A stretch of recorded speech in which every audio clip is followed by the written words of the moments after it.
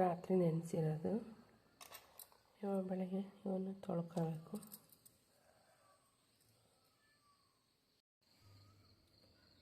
Stove ಮೇಲೆ ಪಾತ್ರೆ ಇಡೋಣ. ಕಡಲೆಕಾಳು ಹಾಕ್ಬಿಟ್ಟು ಕುಕ್ಕರ್ ಇಟ್ಟಿದ್ದೀನಿ. ಒಂದು 4 ಕೂಗು ಕೂಗಿಸ್ಕೊಂಡು ಚೆನ್ನಾಗಿ ಬೇಯಲಿ. ಸ್ವಲ್ಪ ಉಪ್ಪು ಹಾಕೋಣ ಇದಕ್ಕೆ. ಇವಾಗ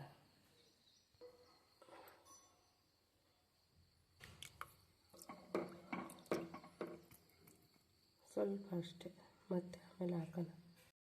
ಕಡಲೆಕಾಳು ಬೇಯೋಷ್ಟರಲ್ಲಿ ಕಾಯಿ ತುರ್ಕೊಂಡು ಮಸಾಲೆಗೆ ಏನೇನು ಬೇಕಂತ ರೆಡಿ ಮಾಡ್ಕೊಳ್ಳೋಣ. ನಾನು ವಿಡಿಯೋ ಆಗೈತೆ ಅಂದ್ಕೊಂಡೆ, ಸಾರಿ ವಿಡಿಯೋ ಆಗಿಲ್ಲ. ಕಾಬೂಲ್ ಕಡಲೆ ಬೇಯಿಸ್ತೆ ಅಂತ ಹೇಳಿದ್ನಲ್ಲ, ಅದು ಇನ್ನೂ ವಿಜಿಲ್ ಹೋಗಬೇಕು. ಈ ವಿಜಿಲ್ ಹೋಗೋ ಅಷ್ಟರಲ್ಲಿ ನಾನೇನು ಮಾಡ್ತೀನಿ ಮಾಡ್ಕೊಳ್ಳೋದಕ್ಕೆ ರೆಡಿ ಮಾಡ್ತಾಯಿದ್ದೀನಿ. ಸ್ವಲ್ಪ ಆಯಿಲ್ಲು, ಅದ್ರ ಜೊತೆಗೆ 2 ಈರುಳ್ಳಿ ಹಾಕಿದ್ದೀನಿ ಸಣ್ಣದು. ಸ್ವಲ್ಪ ಫ್ರೈ ಮಾಡ್ಕೊಳ್ಳೋಣ. ಹಂಗೆ ಜೊತೆಗೇ ಟೊಮೊಟೊ ಹಾಕೋಣ. ಈಗ ಟೊಮೊಟೊ ಹಾಕ್ತೀನಿ. ಇನ್ನೊಂದು ಸ್ವಲ್ಪ ಹೀಗೆ ಬಾಡಿಸ್ಕೊಳ್ಳೋಣ. ಸ್ವಲ್ಪ ಬೆಂದಿದೆ, ಅದಕ್ಕೆ ನಾನೇನು ಮಾಡ್ತಾಯಿದ್ದೀನಿ, ಒಂದು ಸ್ವಲ್ಪ ಚಕ್ಕೆ ಹಾಕ್ತಾಯಿದ್ದೀನಿ. ಒಂದು ಅನಾನಸಿಗೆ ಹಾಕ್ತಾಯಿದ್ದೀನಿ. ಒಂದು 4 ಏಲಕ್ಕಿ ಹಾಕ್ತಾಯಿದ್ದೀನಿ. ಒಂದು ಅರ್ಧ ಭಾಗ ಐತೆ ಪಲಾವ್ ಎಲೆ ಹಾಕ್ತಾಯಿದ್ದೀನಿ.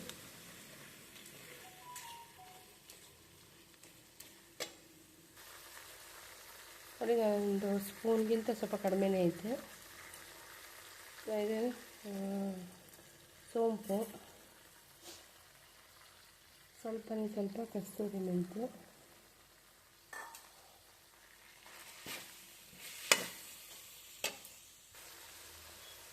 ಸ್ವಲ್ಪ ಪುದೀನ ಹಾಕ್ತಾಯಿದ್ದೀನಿ. ಮತ್ತು ಗೋಡಂಬಿ ಹಾಕ್ತಾಯಿದ್ದೀನಿ.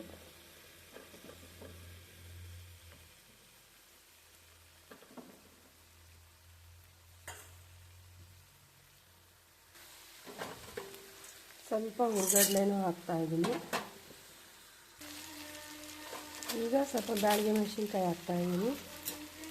ಅದು ಬ್ಯಾಡಗಿ ಮೆಣಸಿನ್ಕಾಯಿ ಖಾರ ಇರೋಲ್ಲ ಅಂತ ಸ್ವಲ್ಪ ಖಾರ ಮೆಣಸಿನ್ಕಾಯಿ ಹಾಕ್ತಾಯಿದ್ದೀನಿ, ಗುಂಟೂರು.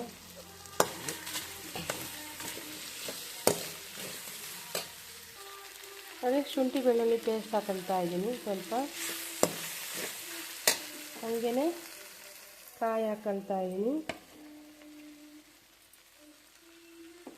ಇವೆಲ್ಲ ಸ್ವಲ್ಪ ಚೆನ್ನಾಗಿ ರೋಸ್ಟ್ ಮಾಡೋಣ.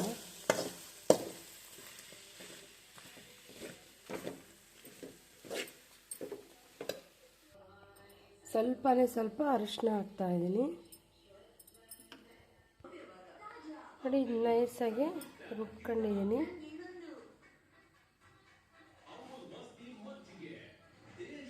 ರುಬ್ಬಾಯಿತು. ಎಣ್ಣೆ ಕಾಯ್ತಾ ಇದೆ.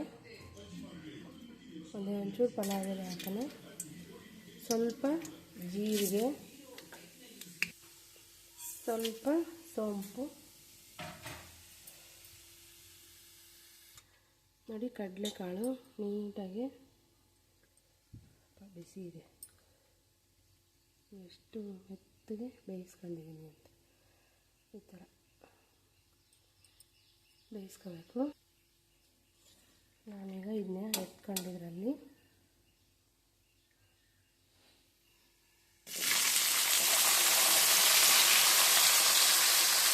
ಅದು ಚೆನ್ನಾಗಿ ಮಿಕ್ಸ್ ಮಾಡಿದ್ದೀನಿ. ಮಿಕ್ಸ್ ಮಾಡೋಕ್ಕೆ ತೋರ್ಸೋಕ್ಕಾಗಲಿಲ್ಲ, ಮಿಕ್ಸ್ ಮಾಡಿದ್ದೀನಿ.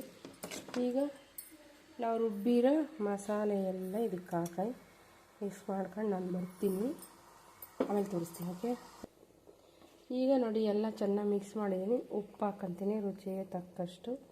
ನಾವು ಅಲ್ಲೇ ಕಡಲೆಕಾಳಿಗೆ ಹಾಕಿದ್ದೀವಿ ಬೇಯೋದಕ್ಕೆ. ಈಗ ಇದಕ್ಕೆ ಎಷ್ಟು ಬೇಕು ಅಷ್ಟು ನೋಡಿ ಹಾಕೋಣ. ಈ ಥರ ಇದೆ, ತುಂಬ ಚೆನ್ನಾಗಿ ಬಂದಿದೆ.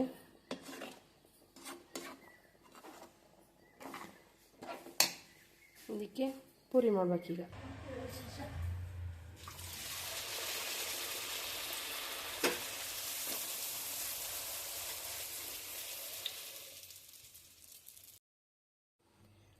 ನೋಡಿ ಈ ಥರ ಸ್ವಲ್ಪ ನಾನು ಪೂರಿ ಮಾಡೋಕ್ಕೆ ಹೋದೆ.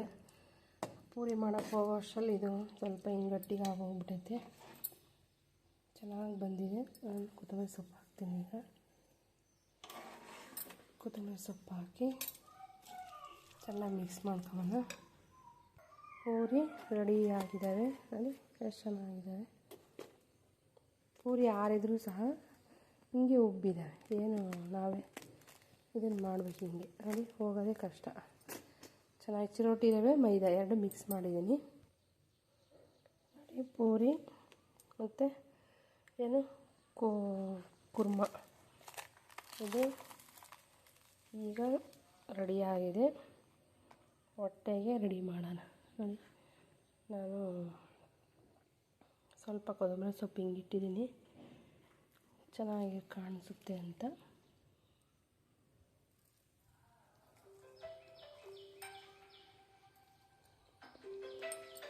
ತುಂಬ ಅಂದರೆ ತುಂಬಾ ಚೆನ್ನಾಗಿ ಬಂದಿದೆ.